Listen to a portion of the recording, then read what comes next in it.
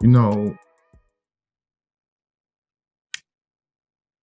hate is such a strong word, and I feel like it's used a little bit too much. So, growing up, I'm from Tompkins Projects in Brooklyn, New York.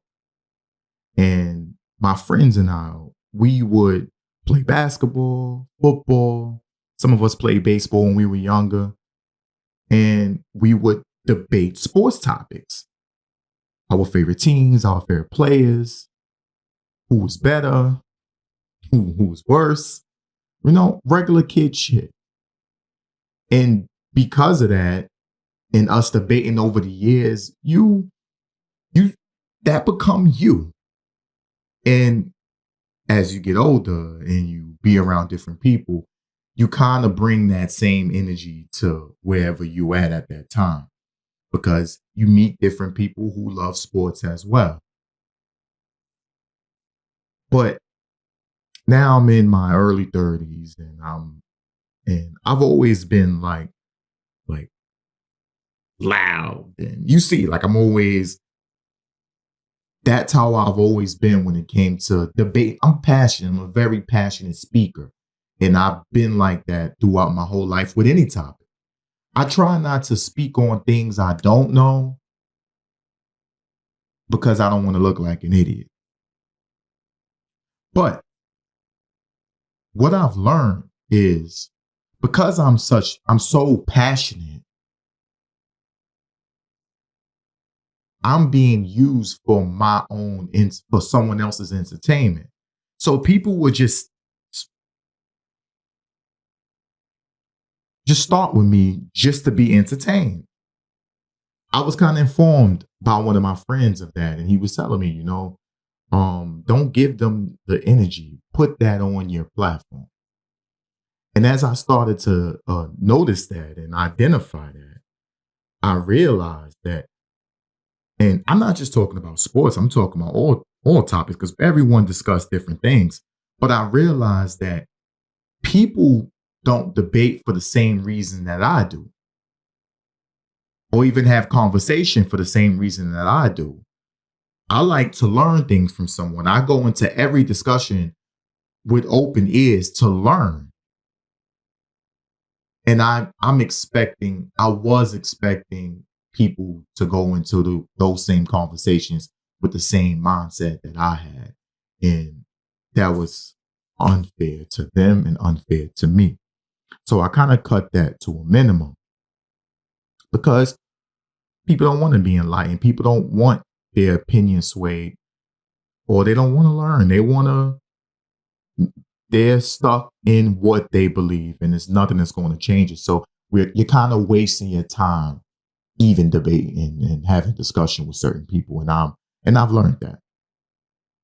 But over this past weekend with the 2025 NFL draft, I heard the word hate a little too much for my liking. Exactly why do y'all hate, well, some of y'all hate Shedeur Sanders as much as y'all saying y'all do? So today, I brought my good friend Sharodd Cook. Sharodd Cook. Let me get his name correct before he started yelling at me, right? But yeah, I brought my good friend on. He's a Giants fan. Um, we speak on the NFL draft and his thoughts on what happened with Shedeur. He's also going to be one of my NFL experts in the fall throughout the season. He also versatile in college football as well too. So I can't wait to have convos with him. But yeah, let's introduce you to my boy. Yo, what's up, Rod? I'm surprised you ain't got no Giants gear on. No. You don't want to rep your team? Always repping the team, but well, I'll let the draft cool down first. Oh yeah, because y'all added a lot of spice to the draft, and I went off on y'all too on my last episode. Sure you did. Yeah, because it's just we'll get to it. We'll get to it. Okay. The only thing I like about the Giants is those retro jerseys. Everything else, They're one I of the don't best like your jerseys. You can't lie. stadium. Those are one of the best jerseys in the league. They are. Those are one of the best jerseys in the league. The 80s jerseys. The 80s one with the Giants logo on the side. They go Giants, spelled out Giants. The LT, and then Phil Sims. Those was the best. I love those jerseys. I love those uniforms. The white face mask. Even like the away jersey, the white one. Oh, those are super clean. Super. Those probably better than the blue ones. Well, yeah. It's close. Yeah, I love everything about it. That's the only thing I like about you. I don't like MetLife Stadium. I ain't like the Meadowlands. You've been to concerts at MetLife. You enjoyed it. It was good. It's a good stadium. It's just. Oh, hell no. Y'all got the worst stadium in the league. No way. No way. I've seen it. I've remember I traveled for the Giants game, so I'm up to 17 stadiums and we're not the worst. You Buffalo can't compare Stadium right now old before they get their stadiums new to something one. that was just built in 2010. I've been to Buffalo and they're still operating in the old stadium. Buffalo was built in 1960. That was like a good high school stadium or college stadium. That's not but it was built in like 1960. All right, so we're not the worst. Arrowhead better than MetLife. Better? Arrowhead is good. Arrowhead is good. What I like though at Arrowhead, the views, even up top, like good. you get yeah. You sit up top. Yeah, you see everything from up top. That's a and good they thing don't about look Arrowhead. like ants. Like you yeah. The way they built that's why like they speaking about it now. They're trying to get a new stadium. Well, it's a lot of things going back and forth with them and the Royals, but I feel like every team now is trying to finagle a new stadium out of the city that they're in. Everybody's complaining, trying to get a new $1 billion stadium.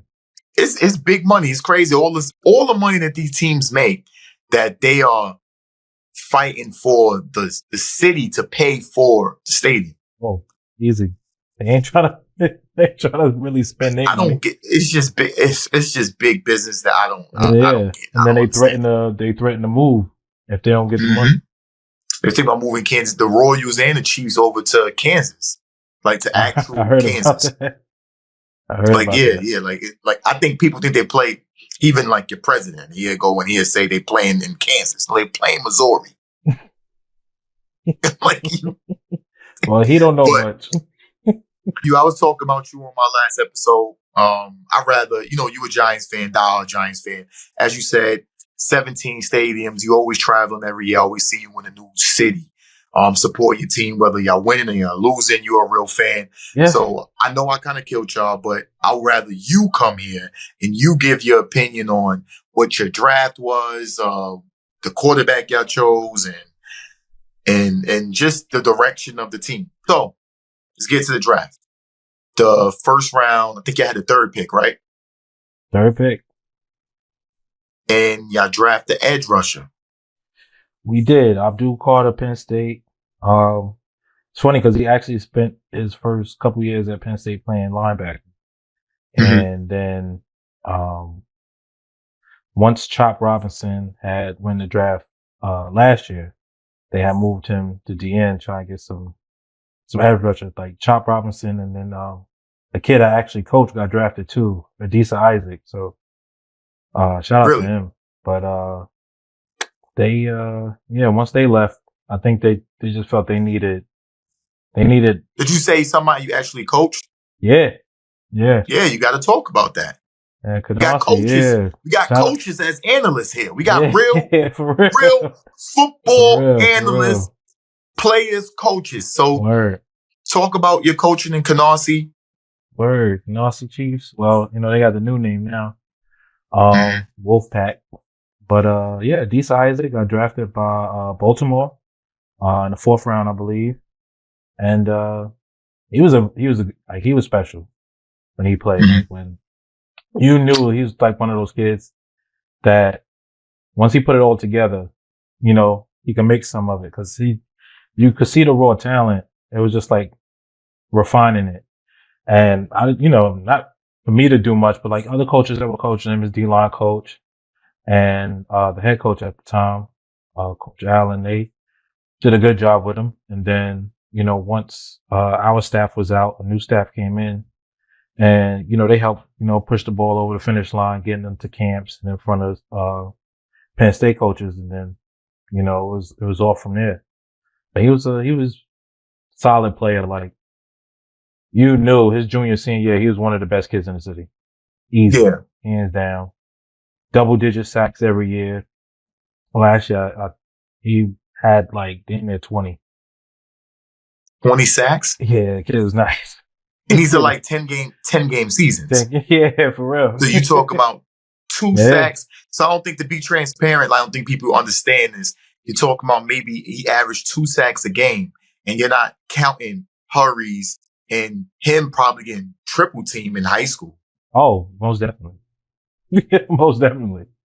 He's getting doubled. He's getting chipped. It's a good, exactly. And like they game plan to probably go and run to his side. So he just wasn't. And you saying sacks. It's not like they're not throwing the ball as much as the NFL is.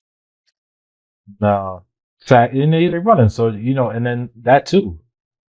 Running away from him. This kid's still hawking kids down the line.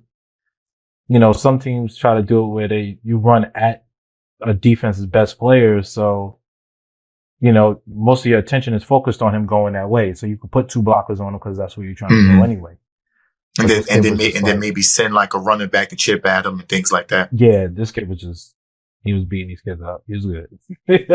You just knew he was going. I like that.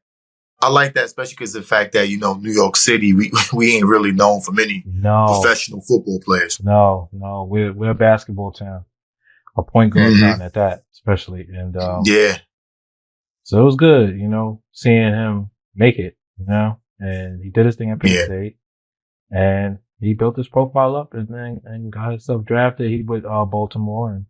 And, this year I'm hoping he gets to break through, really second year in. Get your feet wet and then really, really get to it. So I hope the best for him. And they got a good defense over there too, so they coach him up. Oh yeah, most definitely. Like, Baltimore, they do that. Pass rushes. You get your Terrell Suggs, you get the guys. So they are good. That's what they do well in Baltimore. Is like their front seven. Yeah. They coach them up. So they're overall great football organization. Yeah, I gotta give them credit. You gotta give them credit. Like when you consistently win. Again, I speak about this all the time on this platform. I always say this is like only one team win a season, right? But the goal is to be consistently good. And the Ravens, regardless, have always been consistently good. Every year, find themselves in the playoffs. They're making a run, and it's crazy because it's like, even when you see, even for like you guys, like watching the Chiefs win every year, that's probably one of the teams they're probably going to play in the playoffs in order to get to the championship.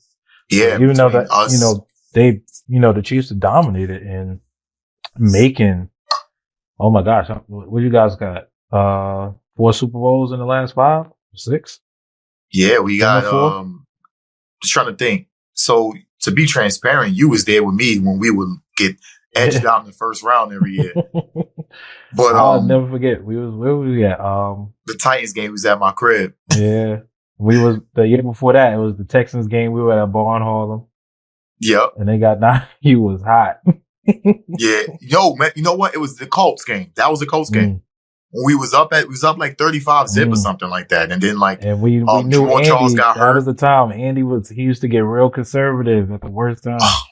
We're going to get back to, the Giants and the first round pick, the edge rusher. So, who a lot of people think was the best player in the draft, except for the injury kind of. Yeah. And I'm not knocking our first pick at all. Like, as much as we all know we really needed a quarterback, and they need a quarterback to keep their job. So I think going with a player that and that's why I say, like, I really think this kid, I had brought up that he actually played linebacker and then moved to DN. I think that's great for us because we already have a line established. You know, he could come in and by all means get in there and mix it up. But I think he's talented to the point where I see him being used like Michael Parsons is used. I do. Like, cause Same program we too. just Penn got Brian State, same Burns. We program. paid him a lot of money.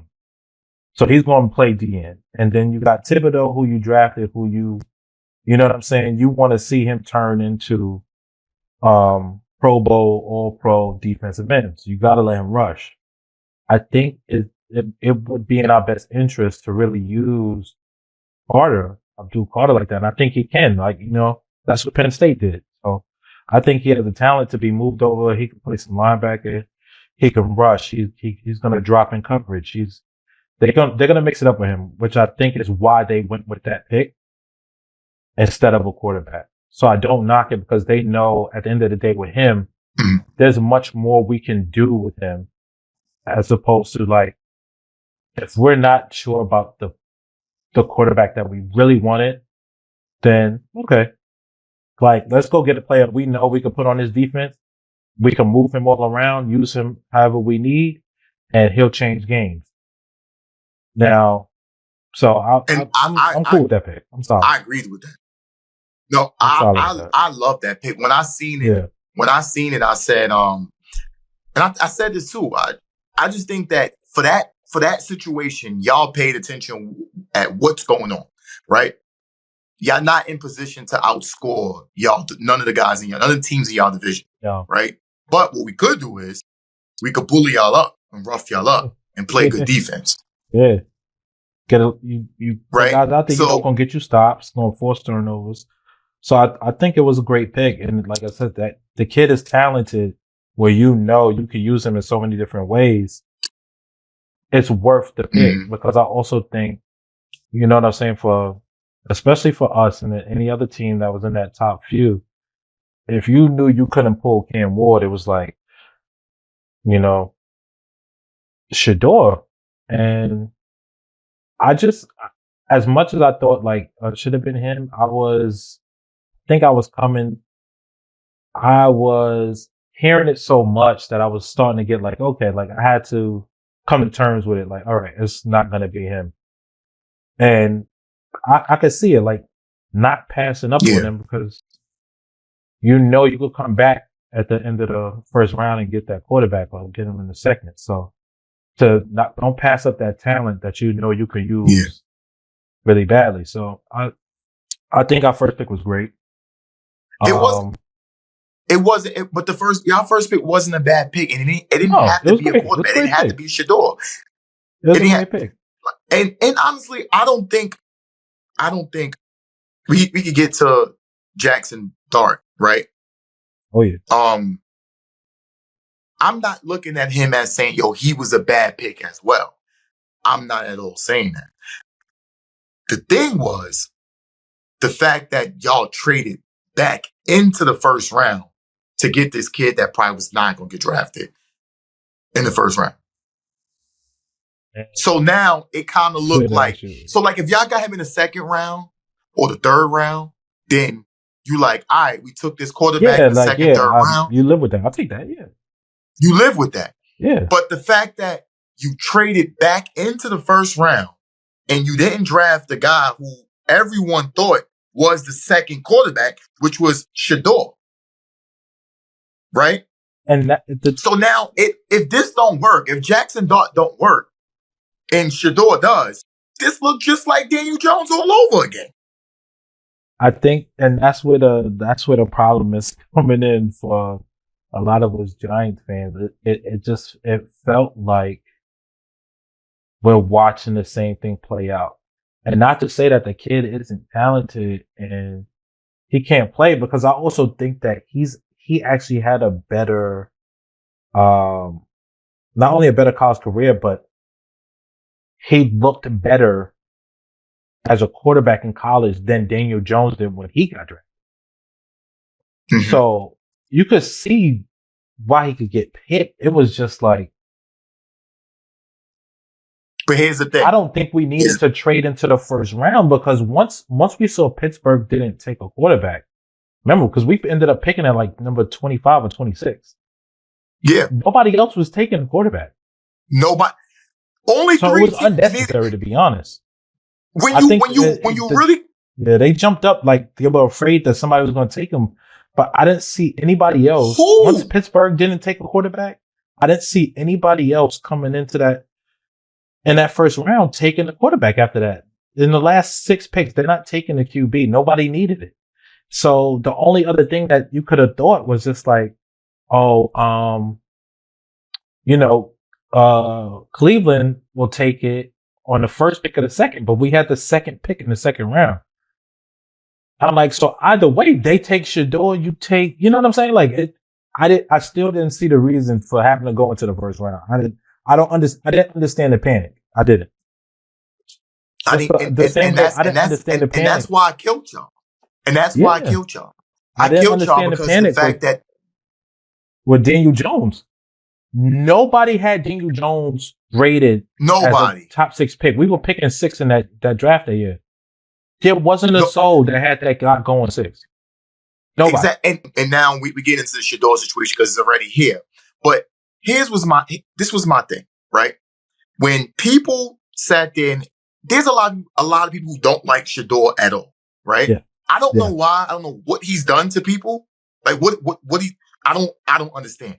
Like, people are shitting on him. It's a difference between saying like, yo, I don't really like him like that. I don't think that his ceiling is very high. People are shitting on him and saying he's trash. Like, he should not be. He should not be a first, second, third, or fourth round pick. Like, people are saying he deserved to be a 5th round pick. And I'm saying, wild. how can you fix your lips to say that and then say Jackson Dart deserved to be a first round pick? And your answer is because he played in the SEC? I can go down the list. And I'm like, granted, he played in the SEC, and he wasn't the best quarterback in the SEC. I'm sorry, that's not a fact. Like, there wasn't this thing where you looked at him and you was like, oh, he's hands down better than everybody else. Jackson Dart played in the SEC and played well. Jackson Dart has also had years on that level to blow you away. He hasn't done that, and not to knock him because, like I said, the kid is good. I think he deserved, you know what I'm saying, like, to be drafted that early as opposed to Daniel Jones going number 6, like that. Like, it's just it's crazy. So I think Jackson Dart, I could see why they pick him. I just don't understand. Not that high, not the trade up to get him. What I don't understand is how Shedeur had a grade of being the top 2 quarterback for 2 years. So I think like people miss is that like, oh, it just came out of nowhere with this last year of Colorado. No, like the talk was when he was at Jackson State, Cam Ward can and he Shedeur be drafted? Can he be one of those guys to go from an HBCU and make it in the first few rounds of the draft? The moment that Dion got the job at Colorado and we all knew his son is going to go there, it was like, okay, now he literally has a chance in a Power 5 conference to show that he can be in a lottery pick. Now, for 2 years, the talk was him being a lottery pick. And everybody knew he was coming out this year and who he would be matched up with. For 2 years, the talk is him and Cam Ward. Literally, all the analysts who evaluate football, all the scouts, all the analysts on all these shows, it's Cam Ward, Shedeur Sanders, and everybody else. They've been talking like that for 2 years. Not one, not a couple months, not off the bowl games. For 2 years, they've been talking like that. Cam Ward, Shedeur Sanders, everybody else. All Shedeur needs to do is show that he can perform on this level against good teams. He's a top 5 pick. It was known he's a top 5 pick. So, and he did. He did. The craziest thing is like the way people are talking about him is wild. Because they're like, oh, well, he was 500. I'm like, yeah, because if you actually watch Colorado's games that first year, they could not stop a soul. They couldn't stop a soul and they couldn't run the ball. Shedeur And they still threw couldn't for protect 4,000 him. yards. And they Bro, couldn't he threw protect for him. 4,000 He had one of the yards. worst that first year, he had one of the worst offensive lines. And then the next year, Dion went and got some big boys to show up the you line for them. understand, like, the amount of sacks. He almost set a record for the amount of sacks taken in the season. Now, granted, one of the knocks for Shedeur was that he holds the ball too long, but that's because he's always trying to make a play because they're not that good. Exactly. So I get it, but it's also, I think if you really evaluate football, football, you could tell, like, oh, they really can't protect him. So he has to run. He's got to move around. He's holding the ball. For 2 years in a row, bro, this kid has thrown for a 70% completion percentage and 4,000 yards. So to sit here and say that he is trash is wild. It's wild. And that's my problem. It's an asinine comment. And if you didn't think, yeah, that's just out of pure hate. I think that's just pure hate. It's hate. If you didn't think he was a top 10 pick, I wasn't mad at that. If you didn't think he was a first rounder, I wasn't mad at that either. Because when you look at the teams that needed a quarterback, that really, really needed a quarterback, it's only like 4 teams. It was New Orleans. It was the Titans. The Titans took Cam Ward. Then it was the Giants and it was Pittsburgh. The rest of the teams, like, we tried to add in the Rams because we saying that Matthew Stafford is in the back end of his career. So therefore, to add in the Raiders, and then maybe they want to draft him there. And then we did the same thing with the Raiders with Geno Smith. Like, all right, they signed him. Because Tom Brady was owner, so he'll probably go get him because he coached Shedeur. Yeah, but that was us. That's wishful thinking. When you really sat back and think about it, this year only 4 teams really needed a quarterback. And one of them really went number 1. So you had 3. Yeah. So when the Giants went with the defensive player, we knew why they did that, and everyone respected it. And y'all got an A because that was a great pick. Yeah. Then when New Orleans didn't pick him, all right, maybe he's not a top 10 pick. We see that. When you look down the rest of the draft, Pittsburgh the next spot everyone said was it has to be Pittsburgh at 21. Pittsburgh blew. Sorry, the Browns. The Browns too. Add the Browns to that list. They need a quarterback as well. Yeah. To be honest, it was literally the we gonna get to them because they. Well, I still don't know what they were doing. Like, their draft was a little crazy. I don't know what they were doing. So we knew the top 3 teams needed a quarterback, but honestly, only one was going to take a quarterback. It started getting that way because I thought for sure he would be taken. But 2 weeks before the draft is when we all started hearing more and more that, oh, this kid's got an ego. He's got an ego. He's too confident. He's over cocky. He's overconfident, which bothered me because I'm like, he's trying to make it as a quarterback in the NFL. If you're not going to make it, if you are not confident, if you're not very confident, if you're not overconfident, you literally have to be that. That is what they're looking for when they're asking for you to be a franchise quarterback in the NFL. You got to talk like that. You got to move like that. So you got to walk the walk. You got to talk the talk. Come on. Like, and if you ain't talking you could walk it, but if you don't talk it too, that's a problem because they're going to think you soft. They're going to think you not ready. They're going to think you're not a leader. So it's wild to me that he started getting that criticism, but why? Here's my thing.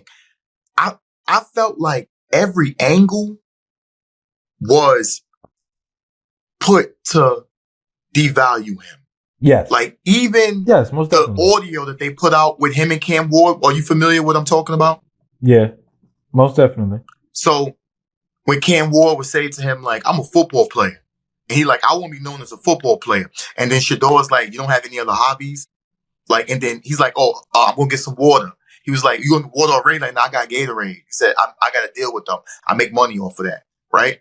And then Cam Ward's like, well, I make money on football. Right. I felt like that was a bad, what y'all trying to do is make it seem like Shedeur's worried about all the other things besides the main goal, which is football. Right.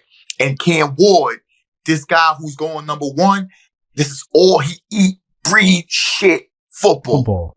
Yeah. And It's two different perspectives on this. Yeah. Shedeur already Cam has Ward, a brand. Shedeur already has his exactly. company and Cam Ward, logo. football is his Shedeur, token. It's his yeah, ticket. it was. It's his ticket out of the hood. Shedeur is he was rich his whole life. He's rich. His father taught him about branding.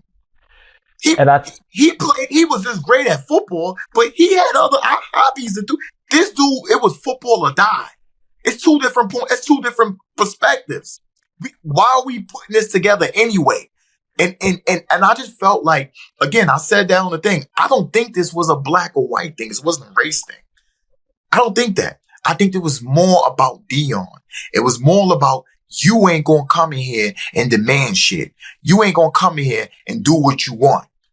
Yeah, we gonna show you.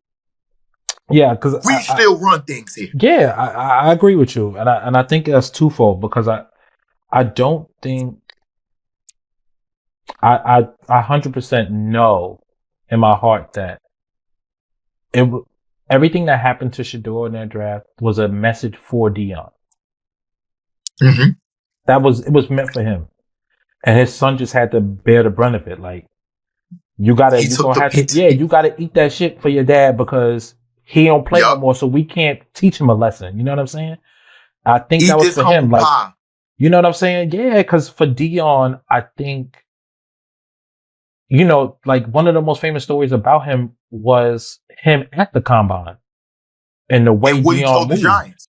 I ain't gonna be there anyway. But yeah, like I'm not coming in here to answer y'all silly ass questions. I'm not here to take your Wonderlic test. I'm not doing none of that. They asked him to take the test. He said, "Am I playing quarterback?" So what I'm taking the test for. and for his perspective, like, was he wrong? Not really. It's true. You're not looking for me to. You're not looking for me to do that. And so, how it worked out for him. And that's the thing is like how it worked out for Deion. And what I think is they're trying to prove to him, in order for y'all to make it here, you got to go through what we want you to go through. You don't tell us that you're not doing this or you're not doing that. You trying to ain't no shortcuts. You move how we tell you to move. So I think part of it was to show like, you're going to take this humble pie. We control what happens and how it happens. But I also think that part of that was because he is black, right? I think they allow other people. Not Shedeur, Deion. Yeah. Deion. And they allowed other people and other families to get away with the same things that they were trying.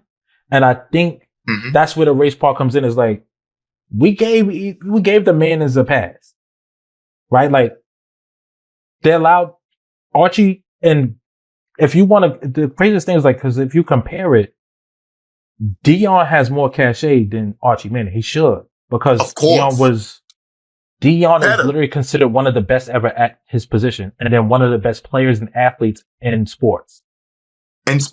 So he's considered one of the best football players. Period. Yeah, Fuck ever. His position. So period. Ever. You would think that he had that cachet, but I think, like I said, I think it was both. I think it was, we want to show you who controls shit. Like, if we tell you to tell your son to come to the combine and do everything, you tell him to do it. You don't tell him not to do it. I think they had a problem with how confident he sent his son into those interviews.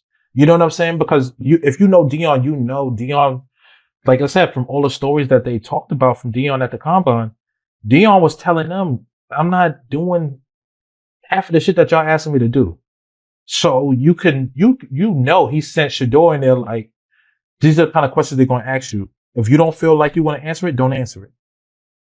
You a top 10 talent, they going to take you. And I think they were trying to prove to Deion, it's not going that way for you. We gave the man as a pass. We ain't giving, granted, you Deion Sanders, but we ain't giving your black ass that pass. We sit there and we argue.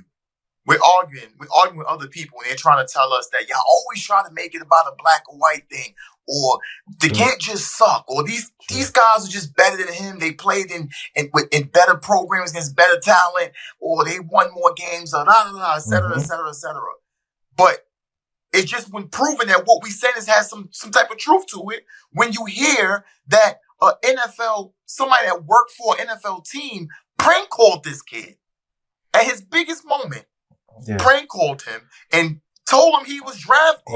When he said that I got this phone and gave this number out to only the NFL. So how did you get that number? Yeah. So what it's been reported is that his the defensive coordinator for the Falcons, his son, got the number off the iPad. His dad left the iPad open, and he went through the numbers and saw Shedeur's number and wrote it down and took it so he could make the prank call on him on draft day.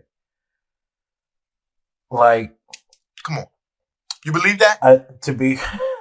The craziest part is, whether I believe it or not, if the NFL is talking about like doing a full investigation, which they say they are, they're gonna investigate and really look into it. But that's how it happened and what happened. I don't care if Duke could prove that his son did that without him knowing, because I find that to be crazy. The fact that you left important information like that available to be, you know what I'm saying, picked up, and anybody could have picked up your iPad and called that man and did that. Oh, you got to lose your job, bro. So my thing is, like, your son just picked Shedeur was the only one he, like, how does he know that Shedeur's not going in any of those picks where he could make that call to do that to him? You know what I'm saying? Like, come on. If that's the case, if I'm your son, I'd take everybody's number, because I could just prank call anybody and everybody. Unless I know, but I call Shedeur. This is what I'm saying. Unless I know specifically, y'all already fucking with this kid, so I could join in with my friends on the prank, because y'all already got it that he not being taken in these first few rounds. How does your son know to take his number and prank call him of all the numbers you could possibly have in your phone? Once the Giants went back into round 1 to get Jackson Dart, and that took us off the board against Shedeur, all everybody thought was, okay, Cleveland taking him. Cleveland got 2 picks in the second round. Why wouldn't they take him? Wait, forget about, we're going to get to Cleveland? The Saints. Really? That's when I knew something was up. We could say maybe the Giants. Listen, we know how the Giants are. I knew they wasn't picking Shedeur, but that's my own thing. Yeah, right? Everybody got that. I knew they wasn't picking Shedeur. Giants, right? So I thought they was gonna prove me wrong for the first time ever. The Giants. I knew they was gonna pick Shedeur. But when the Saints went and picked that dude, when the Saints went and picked that dude, I said, "Oh, it's in. The fix is in." I told Jose, I said, "Yo, Shedeur might not get drafted. He might not even get drafted." Yeah, the way they did him was crazy. In the 5th round, bro. I said this. I posted this on Instagram. Tim, do you understand that no one who watches football, who evaluates football, who is a fan, who watches the draft, no one has ever seen a kid who was considered the second best at his position, and on everybody who evaluated football, he was a first rounder, at least a second rounder. Slipped to the 5th round, it's never happened. This kid was a guaranteed lottery pick, and if he didn't go lottery, he's definitely going in the second round. He went to the 5th round, and he wasn't even that first pick in the 5th round. He had to wait till towards the end. So you gonna say and tell me that none of us should be thinking that y'all colluded, because that's what happened. Because again, everybody who needed a quarterback refused to take the second best quarterback. Where does that happen at? Y'all trying to tell me there's no collusion, but you took. Come on, miss me with that bullshit. The Pittsburgh Steelers, who I'm sorry, but Aaron Rodgers ain't calling y'all in weeks. Aaron Rodgers is in a tent somewhere in the middle of nowhere, smoking and on shrooms. Yeah, because that's what he do. Like, let's not. I'm not even being crazy about that. Like, that's what he do. yeah. Yeah. So that's one. And on your team right now is Mason Rudolph and Skylar Thompson, who Miami, they couldn't even get this kid to get through a full game whenever he backed up to her. That's your quarterback, so you telling me you didn't take Shedeur? Yeah. You thought Okay. Mason Rudolph, who you had for the last 5 seasons, you thought that he was the answer over Shedeur. Who you refuse Really? to give the starting job to. You refuse. You went and got Russell Wilson, Justin Fields before you gave him the starting job. Okay. Come on. Okay, sure. It's not a coincidence when you see football players, active football players tweeting about this. Bro. It's not a coincidence when you see all of the analysts tweeting about this. It's not a coincidence. And then the Browns. Yeah, let's get into the Browns because that really pissed me off because I think that's where everybody knew, like, okay, something is up. Y'all went and took. So not only did you not pick Shedeur in the second round, you didn't pick him in the third round. Went with Dylan Gabriel first. And the craziest part is I feel bad for him because they took you in the third and then went and got Shedeur on the fifth. Now it was okay. We made him wait long enough. We embarrassed him to humble him and his father. Now we'll take him. What that say for Dylan Gabriel? What the hell did you take me for? But Sharodd, is worse. It's worse. They traded up to get Shedeur. So they traded up to get Shedeur in the 5th round. So and then the craziest thing is the GM Barry was like, "Oh, we saw that would be a steal." I said, "Bro, that would have been a steal in the second round. It'd have been a steal in the third round. It'd have been a steal in the fourth round." And the craziest part is, Tim, even in the 5th round, they had a pick before that. They had a pick at the top of the 5th and still didn't use it on Shedeur. But then it was like, oh shit, like, okay, now, you know what I'm saying? Whatever bounty was on that is off. So now we need to go get him because somebody might take him. That's wild, man. But look, let's dig more into what the problem people had with Shedeur, right? When they said he didn't play in the SEC or his team wasn't good. So you went. So what conference is Oregon in? Oh, they were in the Pac-12 and then went to the Big Ten.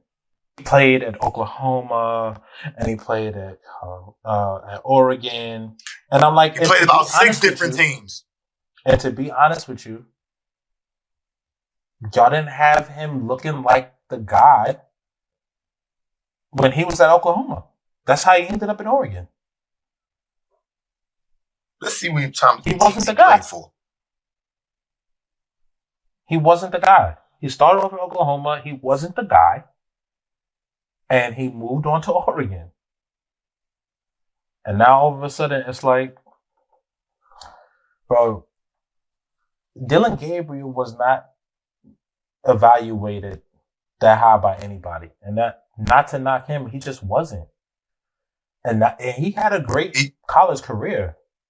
But his still being hunted, his numbers still ain't better than Shedeur's.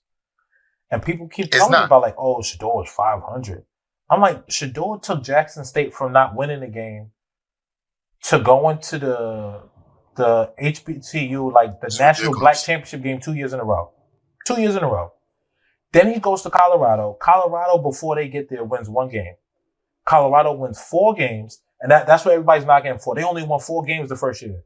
I'm like, do you understand that team was not good? And not only did they win 4 games, out of the 8 losses they had, they were in the game in 5 of those losses. They were 1-score game losses. So to sit here and say like he wasn't playing well, the boy played Oregon, the boy played USC, he played all the top Pac-12 teams, threw for 4,000 yards. Had a 70% completion percentage. Shedeur is one of the first quarterbacks ever.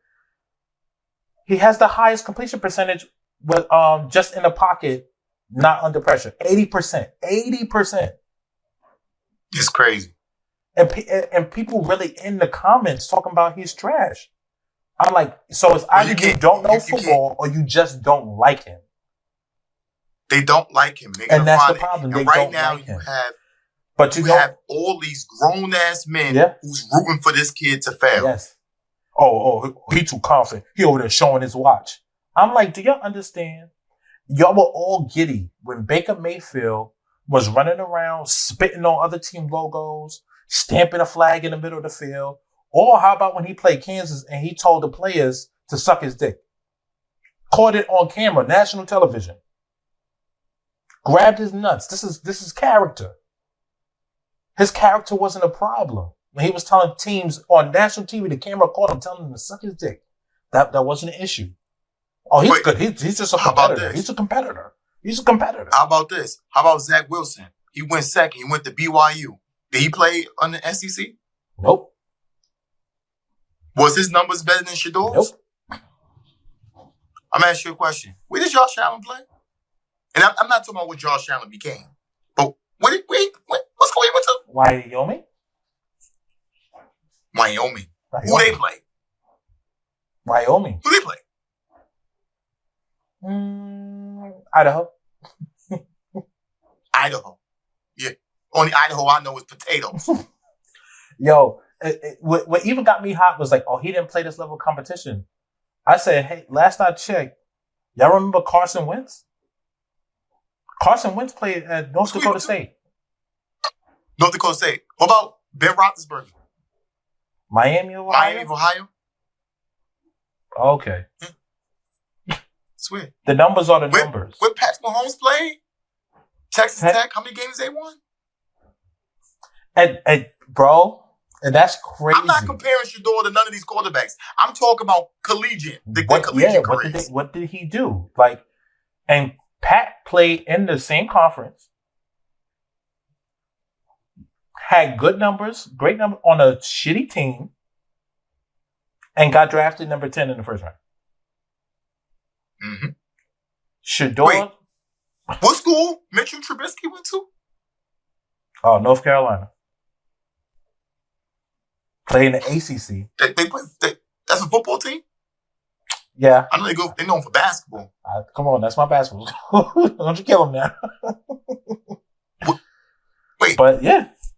Wait. Daniel Jones to Duke, right? Went to Duke. Daniel Jones?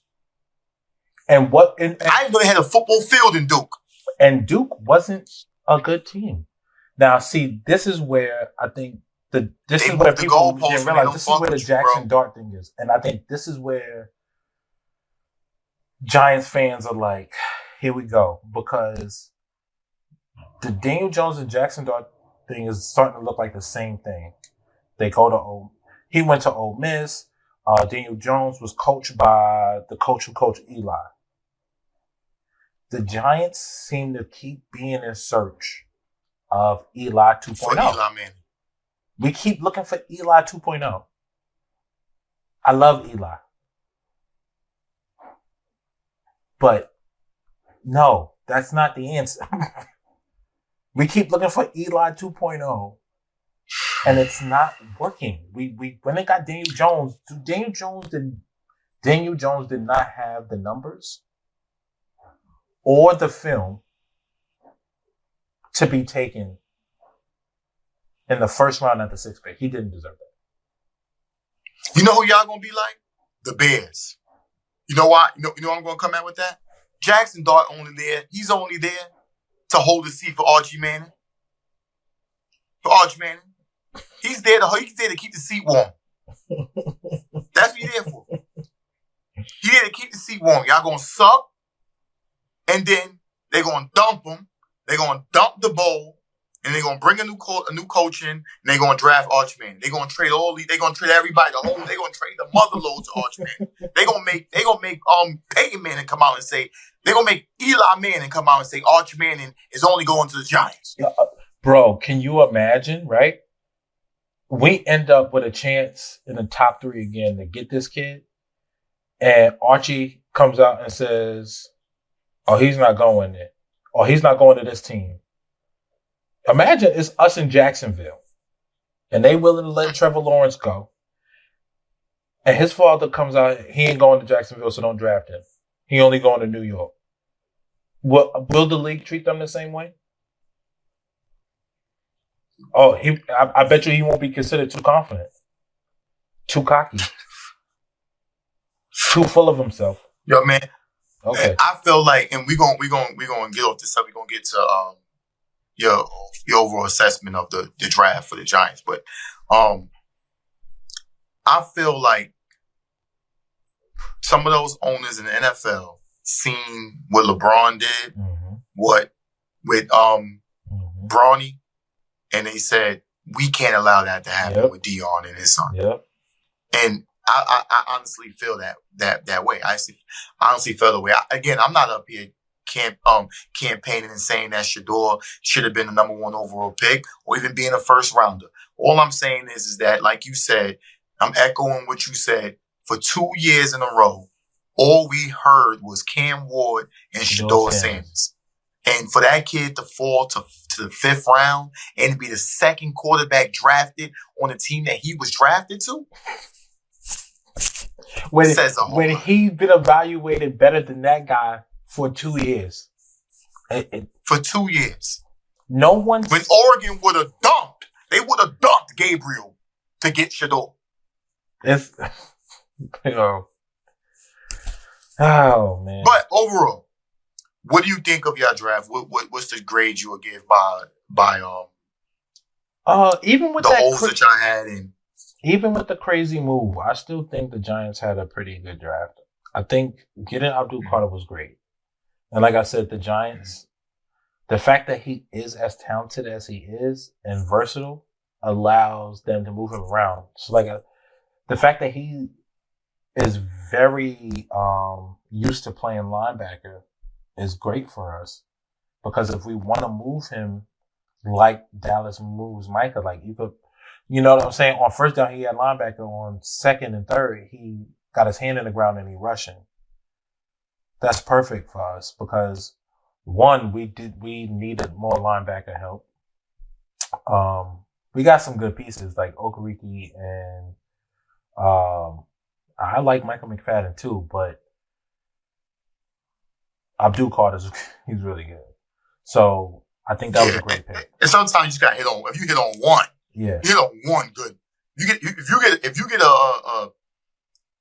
an All Pro, then that's your draft. That was worth the. You know what I'm saying? Yeah, that's worth the draft. So I think that was a great pick. I can't say that I'm not happy or I expected the Jackson Dart move. I just didn't expect it to go the way it went. Because like I said, like a week before, you started hearing more about Shedeur's overconfidence and cockiness and how it was bothering teams. And which is weird to me because the Giants love that about Malik Neighbors. We want, everybody's calling him a diva. We want our guys to be like that. So to have Shedeur in there and talking confidently, rubbing him the wrong way just seemed weird to me because you've accepted it from so many other players. So what is it about him that made it bother you?